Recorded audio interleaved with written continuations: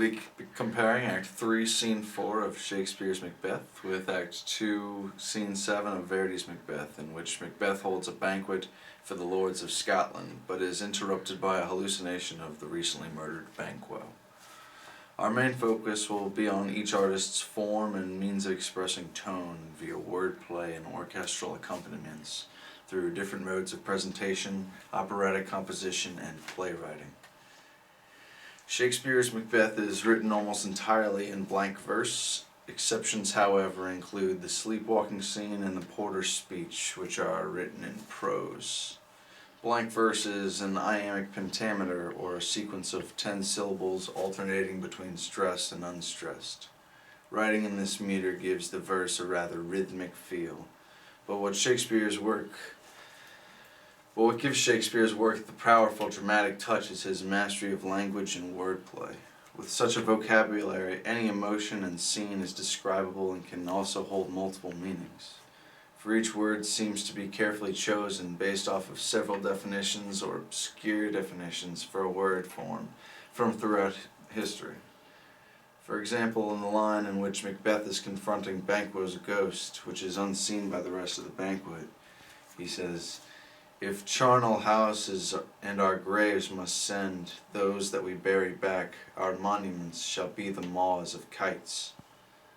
Instead of using the word tombs, he chose charnel houses to give a more accurate description of the style of tomb.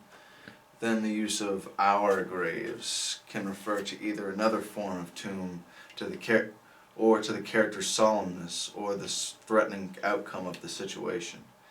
The use of the word must gives personification to the charnel houses, and graves giving a supernatural tone to the seemingly supernatural occurrence. Our monuments can refer to numerous metaphors such as the gravestone, the human form, or the magnificent structures erected in Macbeth's home. Maw can mean a mouth or beak, a stomach of an animal, or a kind of voracious hunger, while kites can refer to that of a species of small hawk that feeds on carrion and reptiles, or a person that takes advantage of others, a swindler. Macbeth later goes on, whenever Banquo's ghost reappears, he says, "Avaunt, and quit my sight. Let the earth hide thee. Thy bones are marrowless, thy blood is cold. Thou hast no speculation in those eyes, which thou dost glare with." In this passage, Banquo's ghost has reappeared, and Macbeth's tone shifts to one of a much more frantic man, for his disbelief seems confirmed by his second reappearance. He wants nothing more to do with this apparition. He describes himself as terrified to the ghost, marrowless and cold, and notices that the ghost looks upon him with no thought, as if even the apparition lacks life.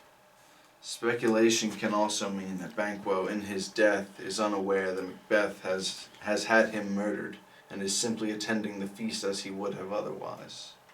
He asks the earth to hide him as in the decomposition of the human body after death, or as in buried within a grave. Let not ghosts exist in his mind. And now to John.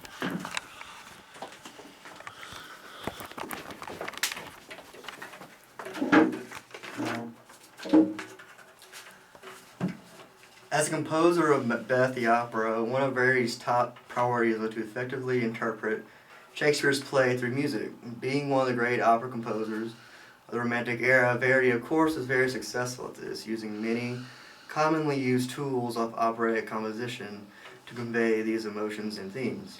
For instance, using a minor key to denote sadness, or a major key with an upbeat tempo for happiness or joy. Using fast music to give a feeling of franticness, slow music for somberness, or maybe a feeling of calm, etc., all with the express purpose of trying to stir emotion in the listener. A common compositional technique during Verdi's time was to use a normal diatonic scale to represent the normal and chromaticism to express the supernatural, especially in operas.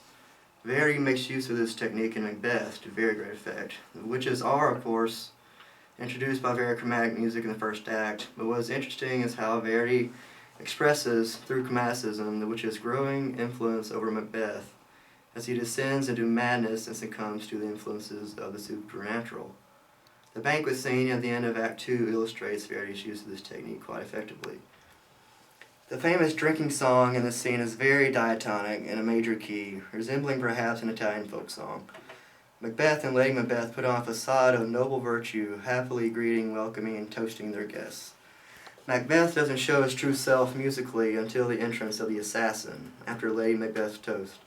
Almost immediately, the orchestra begins playing a quiet, altered form of the drinking song, Verdi writing a chromatic line in the bassoons, descending from a B-flat to an F.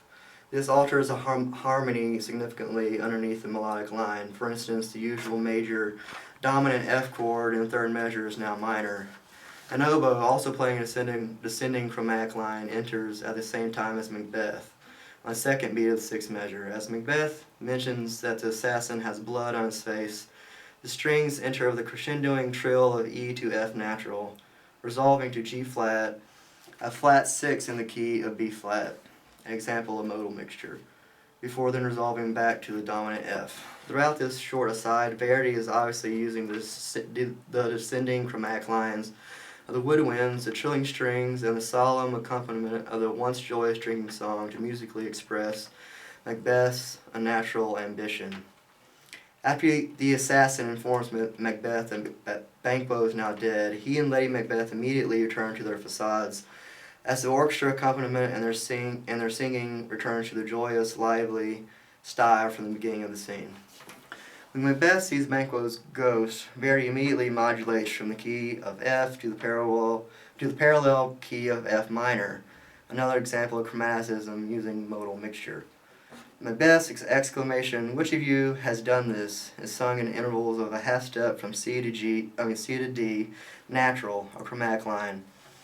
As Macbeth sings, the orchestra erupts with a B minor 7 chord played at fortissimo.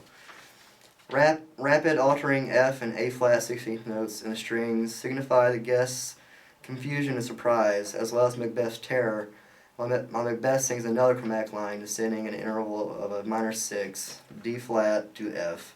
Here Verdi writes an ascending chromatic line in the strings leading to the guest's exclamation, "Macbeth is ill," sung in a diminished fifth, the unnatural sounding tritone.